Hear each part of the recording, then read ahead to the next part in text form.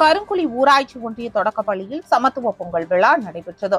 கடலூர் மாவட்டம் கருங்குழி பகுதியில் உள்ள ஊராட்சி ஒன்றிய தொடக்கப்பள்ளியில் சுமார் 30க்கும் மேற்பட்ட மாணவர்கள் கல்வி பயின்று வருகின்றனர். இந்நிலையில் பொங்கல் திருவிழா வருவதை ஒட்டி பள்ளி வளாகத்தில் சமத்துவ பொங்கல் விழா நடைபெற்றது.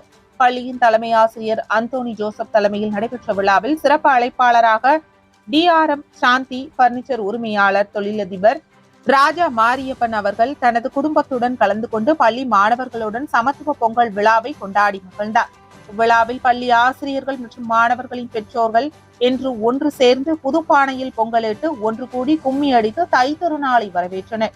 தொடர்ந்து மாணவர்கள் தமிழர்களின் பாரம்பரிய உடை அணிந்து வந்தனர்.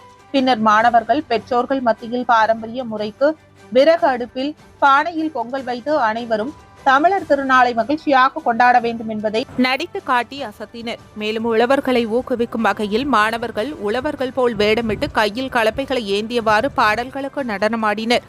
இந்நிகழ்வில் பள்ளி ஆசிரியர்கள், மாணவர்களின் பெற்றோர் உள்ளிட்டோர் திரளாக கலந்து கொண்டு மாணவர்களின் கலை நிகழ்ச்சியை கண்டு களித்தனர்.